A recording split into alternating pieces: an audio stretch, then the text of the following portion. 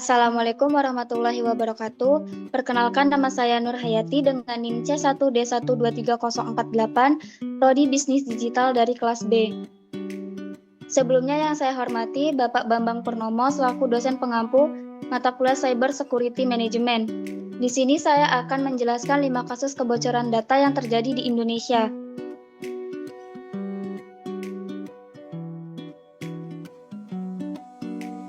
Yang pertama yaitu kebocoran data NPWP Indonesia yang terjadi pada tahun 2024. Sekitar 6 juta data NPWP termasuk milik Presiden Joko Widodo dan pejabat lain bocor dan dijual di dark web.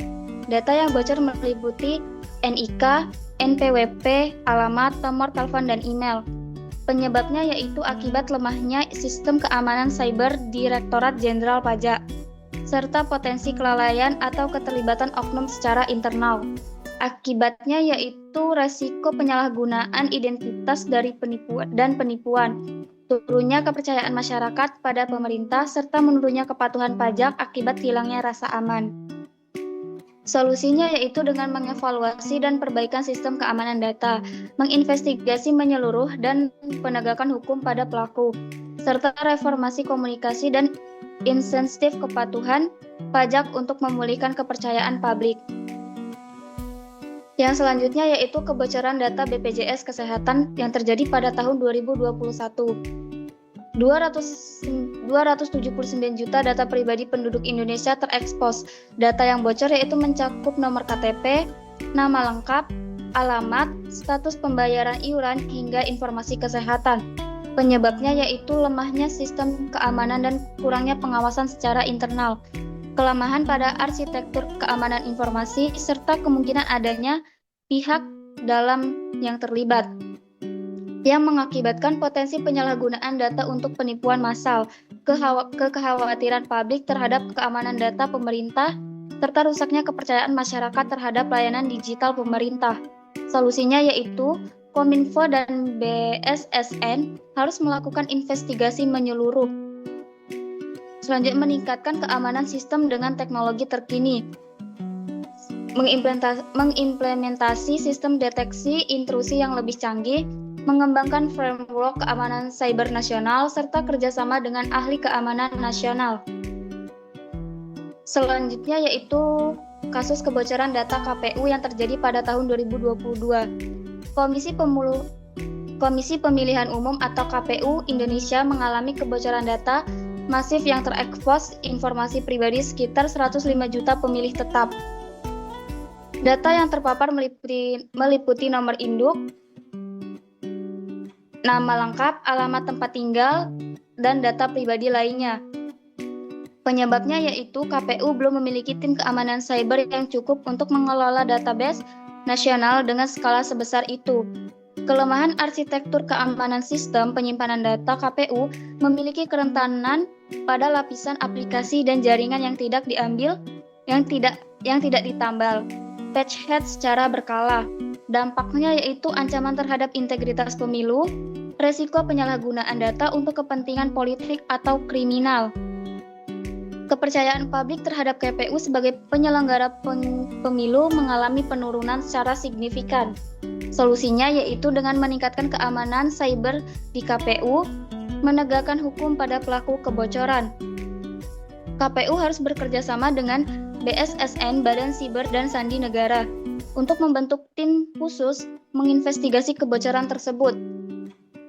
Selanjutnya yaitu kasus kebocoran data Bank Indonesia yang terjadi pada tahun 2022. Pada tahun 2022, Bank Indonesia atau BI sebagai bank sentral negara mengalami insiden kebocoran data yang sangat signifikan. Grup ransomware berhasil mencuri data sebanyak 220 GB dari Bank Indonesia, termasuk data nasabah dan transaksi. Penyebabnya yaitu serangan ransomware terorganisir. Adanya indikasi bahwa kebocoran terjadi akibat serangan ransomware oleh kelompok peretas internasional yang telah berhasil menerobos pertahanan cyber Bank Indonesia. Lemahnya pada infrastruktur cloud, perpindahan sebagian data ke layanan cloud tanpa implementasi keamanan yang memadai bisa menjadi faktor terjadinya serangan. Akibat dari kasus ini yaitu munculnya keraguan tentang keamanan sistem keuangan nasional, kerugian finansial dan reputasi, potensi penipuan keuangan, serta kerentanan terhadap ancaman transnasional, menunjukkan kelemahan infrastruktur kritis Indonesia terhadap serangan cyber internasional. Solusinya yaitu penegakan audit keamanan rutin serta independen untuk mengidentifikasi kerentanan sebelum dieksploitasi. Selanjutnya itu mengimplementasi arsitektur Zero Trust dan enkripsi menyeluruh untuk semua data sensitif. Investasi pada tim keamanan cyber profesional dan teknologi intrusi yang canggih. Selanjutnya yaitu kebocoran data Tokopedia yang terjadi pada tahun 2022. Platform e-commerce terbesar di Indonesia mengalami pelanggaran data yang mempengaruhi sekitar 91 juta pengguna. Data yang terekspos meliputi email, nama lengkap, tanggal lahir, dan hash password. Database ini kemudian dijual forum dark web.